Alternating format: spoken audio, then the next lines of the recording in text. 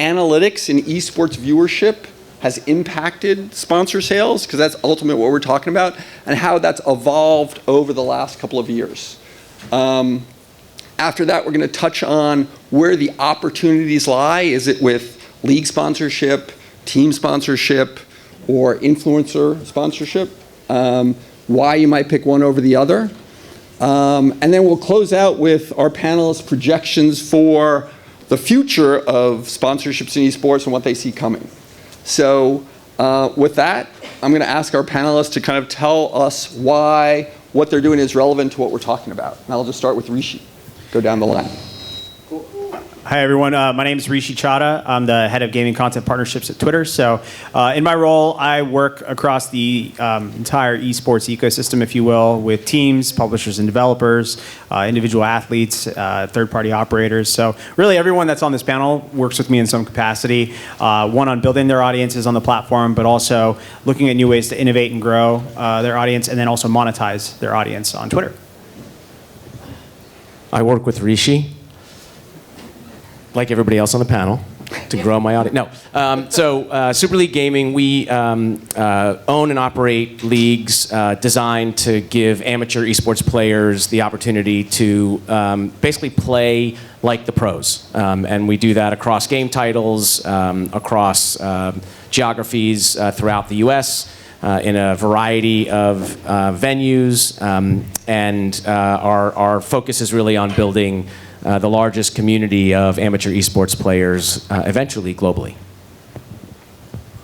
Hi everyone, I'm Nicole Pike and I manage our global esports business at Nielsen. We officially launched an esports specific vertical about 2 years ago with a strong focus on bringing trusted measurement data and metrics on the esports space to the industry and to brands looking at sponsorship. So we're very focused on the sponsorship space, looking at measurement of activations, understanding the data and profile of fans, and increasingly getting into viewership measurement of esports, which I'm sure we'll talk about a little later.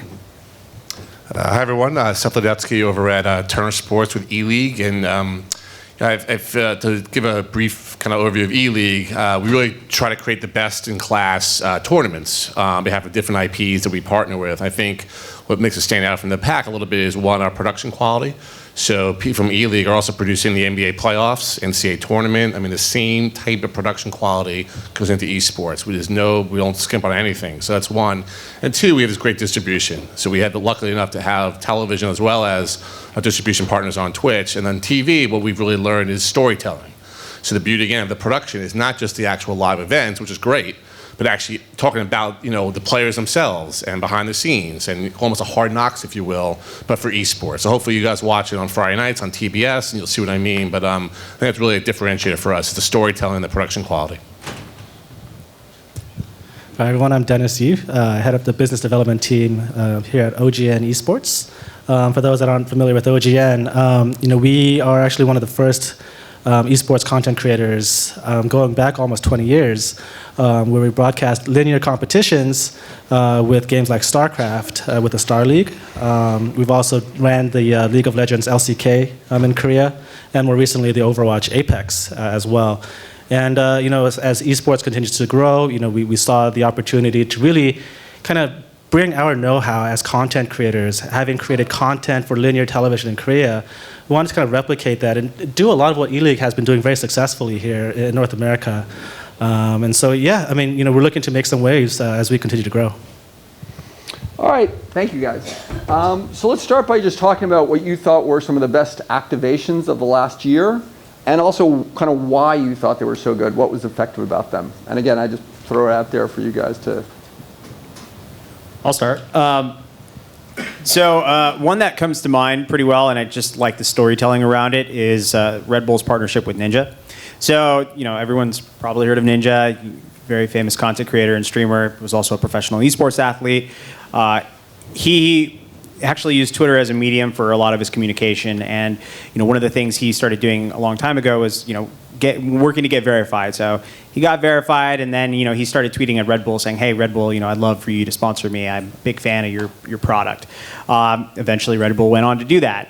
And then in the past about 12 months, they've actually done a lot of really interesting on-site or like live activations. So streaming at Times Square, or some of the watch parties that they've done together. I think those are all really cool, and it's all culminated to this point now where they actually have him on some Red Bull cans now. And they did a really cool content piece where they actually were shooting Ninja for a photo shoot, and in the middle of the photo shoot that's all happening, they cut it in with some of his tweets from back in the day where he's talking about being sponsored or wanting to be sponsored by Red Bull.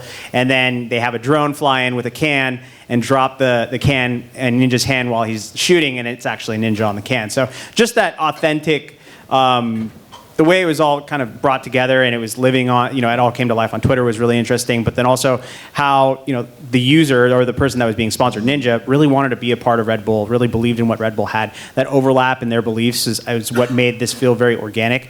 And there's a bunch of buzzwords that you can throw at this: authentic, organic, synergy. They all really do play into a successful campaign, and we saw all of those things happen here. Great. Anyone else have examples from your? Yeah, I have an opinion. One of my favorite activations, brand activations, is actually with Wendy's. I think they've done a tremendous job, really kind of speaking with the audience. Oftentimes marketers, they kind of take a misstep. Can you describe what they did, just so some people who may not? Yeah, seen the absolutely. campaign? So one particular activation, they partnered up with Energy. They partnered up with a Super Smash player named Nairo. Where Nairo actually went out of his way, created his own Mii of a Wendy's avatar, and went about, playing with the Wendy's character in Smash Brothers. They've gone, out of their way to really kind of go out to their local Wendy's and kind of take pictures and kind of engage with everything that's Wendy's associated. But really, what Wendy's has done well is, again, just being able to communicate with their audience, and a large part of that has been, the effort they put into in social media. Whether it's the stunt that they pulled in Fortnite, where they had this war on frozen beef, where they would drop and just destroy the Whataburgers, the Durr Burgers in Fortnite, for example. So I think Wendy's really comes to mind just because, again, the amount of effort and how they actively engage with their audience. That's good. So I'm going to give an example from my own thing, E-League, of course. So Shocking. Shocking, right? So with E-League, I think one of our real missions is obviously to integrate any brand to the fabric of what we're doing. It's not just slap a logo, not just run a commercial, but in the content of what we're doing. Luckily, we're creating our own content, and we're also distributed on television, on Twitch, but also on Twitter and their competitors in social. So it's more about finding out from a client, what's their mission, who are they trying to reach, what's their kind of brand metrics, what's their slogans, what's their message, and really brainstorming together with them what makes sense for our users. Well, lucky enough, we have this great production staff. We leverage them. We decide, okay, with this message the client wants to impart, how does that translate into our competitions, what we're doing? And that's really critical. So there's no template, there's no scene cookie cutter. Every single one of our deals is custom for that account and that client. So for example, Cheez-It was coming out with a new kind of product called Grooves. So Cheez-It Grooves was one of our big sponsors on my Kellogg's, and what we did was we created, and they wanted to really kind of show personalities, they wanted to show behind the scenes, like I talked about before, so they became the founding sponsors of our lounge. So as the players were preparing to go out to competitions on E-League, we had interviews with them backstage, we talked to them backstage before and after the events, and then, so not only was that on TBS and Twitch, we then obviously cut it down, we edited it and put it on Twitter, on Facebook, on YouTube, with Cheez-It Grooves along for the ride. So that's really key for us. I mean, you can't just have this one isolated thing on an island. You have to string it all together with all the touch points. So whether it be on the live stream, on the television, in social, on YouTube on demand, on-site activations, with merchandise, touch, all these spokes of a wheel. To me, that's the model. And the only question is, what's the content that's bringing it all together? And that's custom for each client. So we're a bit of a different business in that we are a participatory platform. So our audience is the player, not just the viewer. We broadcast everything that we do and have a robust content offering, but we really are focused on how do we enhance the player experience. And if we can enhance the player experience, players will continue to participate in what we're doing. They will watch the programming that we create because it's aspirational for what they can experience and achieve as an amateur. And so we were fortunate to be part of an activation with Samsung, who I think has been a very effective marketer in gaming in general. What they did with the Galaxy skin in Fortnite drove the sales of $1,000 phones. That is awesome, that the feverish interest in a cosmetic Can you talk about component. what they did again? Just a little more on. So in Fortnite, I don't know what everybody knows. In Fortnite, you can spend money to change the aesthetic of your character. And it's all spending money on cosmetic items that does not help you improve in the game. And that is probably the largest moneymaker or the money-making revenue model in gaming today. But the point is, Samsung created a skin that you could only access as a Fortnite player if you bought or owned a Galaxy device.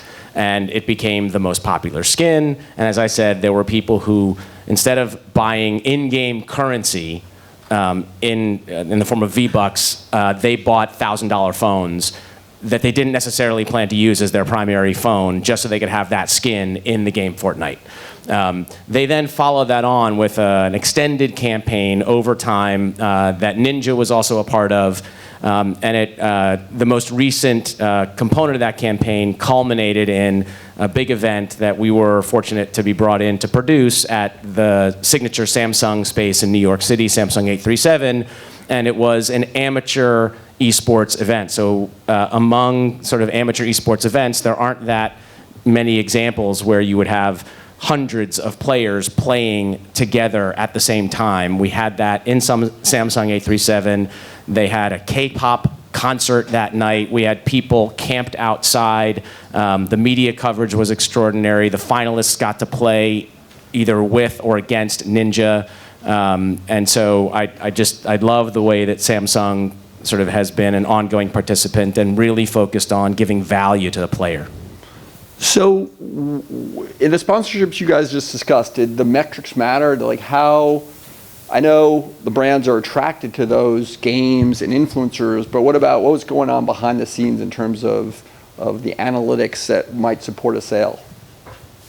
So maybe I can start with kind of from a brand's point of view when they're looking to get into an esports activation of what they look for, and then I'm sure you guys can follow up with how things were measured for your particular properties. So we do a lot of work with brands where one of the first things they want to understand is who is playing or engaging with the particular game that they're going to be activating against. I think a lot of people think of esports as just esports and it's 18 to 34 males, and if that's who we want to reach, then yeah, let's put some dollars against it. But I think more and more brands are starting to get a lot of pitches thrown their way, and so they're not just making a decision of is it esports in or esports out. It's is it League of Legends, is it Dota, is it amateur, is it professional? And Nicole, is that because you see different demos behind different games to varying degrees?